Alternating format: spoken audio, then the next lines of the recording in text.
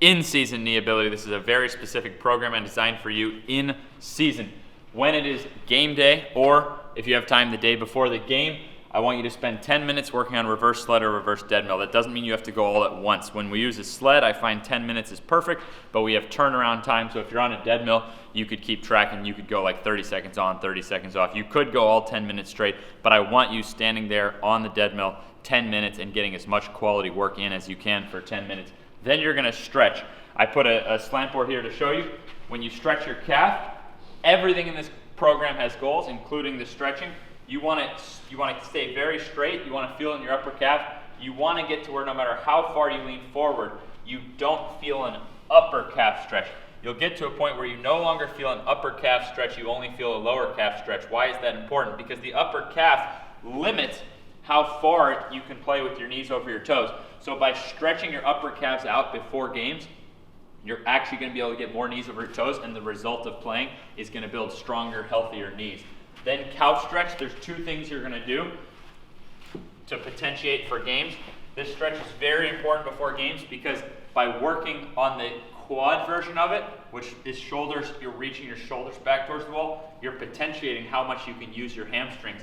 And then by lunging forward and reaching, by stretching out the hip flexor portion, now you're potentiating how much you can actually use your glutes when you play.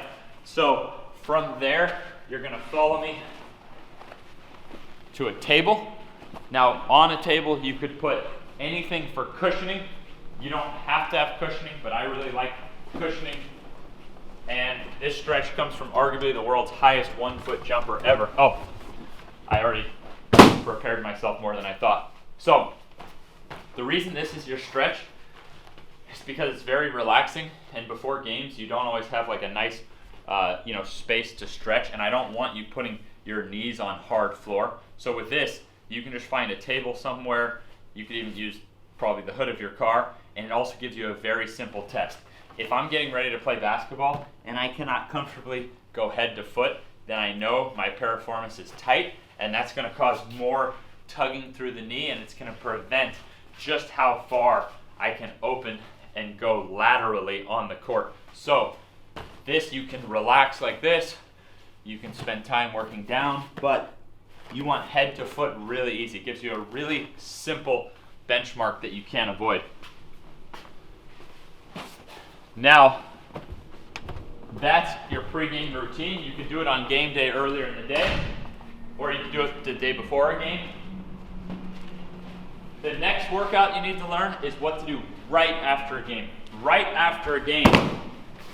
And what's really cool about this is you don't need any equipment. So even if your coach is a total psychopath and doesn't give you any freedom whatsoever, you can go back to the hotel. You can use a mattress, couch cushions. I've used, stacks of toilet paper. It doesn't matter. Anything to create a cushion. And you put your heels together and your toes out, and you reach your knees forward slowly, and then you go up. And you can use your hands to swing up, because what matters in season is eccentric strength, meaning on the way down. That's what's going to protect your knees. And as you get stronger and stronger, I want you to gradually work down until you're at a height where your shin is parallel to the floor. In season, I don't want you going any lower than that. So my heels are together, toes are up. I'm still trying to control down to that height. I'm keeping my glutes squeezed, and I'm exploding up. So I'm controlling down, exploding up. What's really key is that when you can do 25 at that level, don't add weight, don't go lower. Now we're going to build your eccentric strength even more. So now you're going to stay on one leg instead of two. You're going to pick one foot up. So you can see I'm fighting the whole eccentric myself, but now at the bottom I'm going to put my leg down, and I'm going to use the assistance of the other leg. So now you would still get in your 25 reps, but you would do 5, 5, 5, 5. So you go back and forth 5 sets of 5.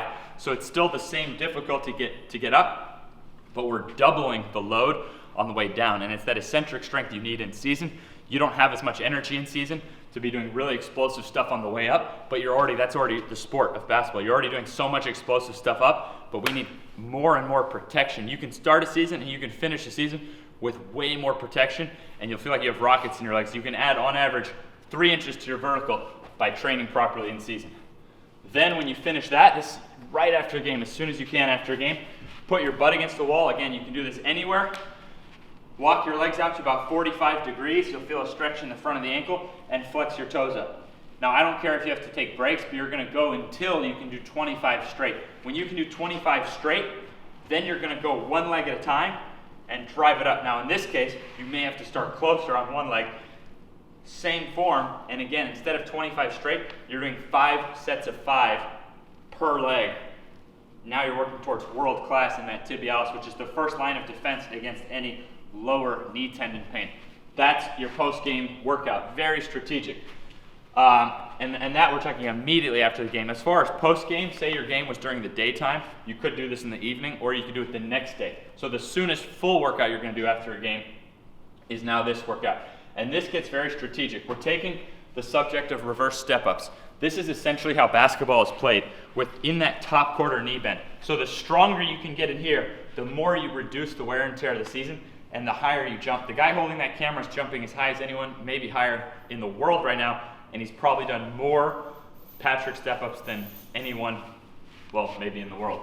So, even without fancy lifts, he's been jumping higher because that's the basis. That's the base of your jump. There's a lot of things that can add to it. And I have specific goals here, and let's go take a look at those goals. So my knees are an end product. I'm still trying to get them even more bulletproof, but they're an end product from the sense that basketball is a joke against my knees. And you'll see why. Completely cold, I'm gonna put my body weight in my back, and I'm gonna show you here that your first target is to work where you can do body weight on a 3-inch box.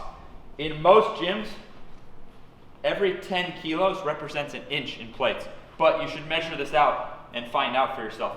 This is one of our classic ATG exercises, controlling down only to the heel of the non-working foot to ensure perfect form, with the butt staying in front of the working heel. And then, once you can do 25 reps, then you're gonna go, I'll show you this one, then you're gonna go to 4 inches for 20 reps.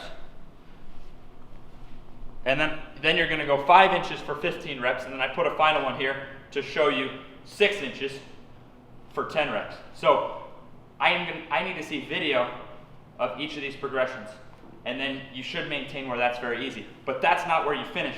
If you look at my foot, notice how far my knee has to go over my toe. Now watch how it's gonna have to go even farther.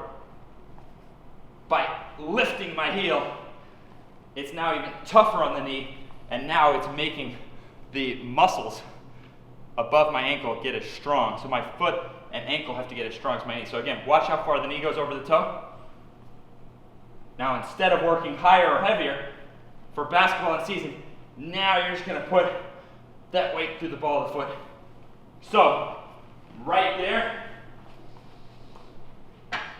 those are your in-season goals. I must see video of each of those goals before you go to the next one.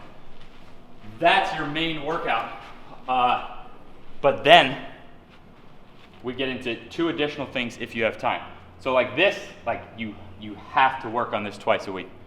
This one, you've got to work at least once a week. I'd like you to work it twice a week. But this, you can keep jumping higher and protect your knees in season if you do this twice a week. So now let's go here, and we have similar goals. And it's worth noting, it'll be written up, but you warm up to these weights. So you do at least 5 sets, gradually working up. Of course, you should be able to do that top weight cold, but you warm up to it. So even for me, if I was doing a real workout, I would start body weight, then gradually go heavier, and I'd put in at least 5 sets. Now here on split squat, the first target is 12 reps on a 9-inch box. You're gonna see how the height of the box forces more flexibility. The next target would be 10 reps on a 6-inch box, and we're talking 25% of your weight in each hand for a total of 50%. Then 8 reps on a 3-inch box. So you can see more weight now. The lower you go, the more weight is actually on the front leg. And then finally, 6 reps on flat ground. When you're doing now flat ground, and every rep, we're talking about with a pause at the bottom. When you're doing flat ground now, that is when you can progress to a bar on front. So I'd like you getting to where you can go flat ground then you would start your workouts body weight like normal, but you'd start it off flat ground, then you would work an empty bar, and then you would gradually add weight to that bar. Now we're getting into where basketball is going to start to get really easy for your knees. You're going to be jumping higher and higher. So let's take a look. Everything else on here we have really full form videos of, and the progressions are much simpler. I'll go over them really quick, but those exercises and stretches are the ones I wanted to show you that are more particular to this program in how we progress them. So for every set of split squat, you're going to pair with Jefferson curl. I want you getting to where you can go wrist below toes with at least 50% of your weight, but just like the split squat, you would start light and build up over at least 5 sets. You would superset those. And then once a week, the final workout, I want you to get in once a week on a day when you know you have more time to recover. So say you had games Wednesday, Saturday, this would be a good time to throw this in on Sunday or Monday. Chin-ups, 3 sets of 10. That means if you don't get all 10 straight, and these are full ATG chin-ups, you rest and you keep going until you get 10 before you go to the next exercise. This is one giant circuit of 6 exercises. So your target is to be able to do 10 consecutive. Same thing with dip, target 10 consecutive. Then you're going to low cable or hanging L-sit, meaning if you can't set up a place with low cable pull-ins, which are ideal, you can still do a hanging L-sit and you can work to strength. If you have low cable pull-in, half body weight, 3 sets of 20. Same thing. I don't care if you hit failure at 15. Rest, get the other 5. The goal is to be able to do 3 sets of 20 with half your weight. And with the L-sit, in that case, you would work bent knee until you can do 20 seconds, then you'd alternate legs, and then you eventually do a straight leg. But again, we already have videos of exactly how to progress on these. QL 3 sets of 10, that's the only thing in this entire program that doesn't have specific target and goal. That's because I want you starting light. You can get really sore from those. And I want you starting light and gradually building up on those with a comfortable weight. As long as you're training those, you're probably the only guy in your league who's even working on the QL through full stretch. Nordic, very important target to work on in season, but that's why it's got to be once a week only on a very specific day you can recover. 3 sets of 10 flat bench. In this case, you should elevate your hips, be able to really do the reps, and when you can do 10, go lower. But if every time you go lower, if you can't get all 10, but you could at the previous one, well, don't leave your setup, rest, and keep going until you get all 3 sets of 10. So, external rotation will be the last one. Target will be 10% of body weight. That's a really important one to keeping your shoulders healthy in season. And same thing, once you can do 10% of your weight, stick there and grind it out until you get 10. But your target is to be able to comfortably do all 10 straight. So, there's your in-season knee ability program.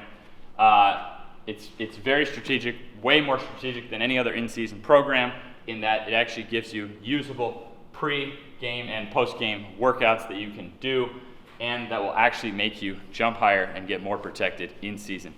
This is all on the app in article form, so I really can't wait to see your form in the gym. I can't wait to see you knocking down and making all these strength, flexibility, and knee-specific targets. See you in the gym.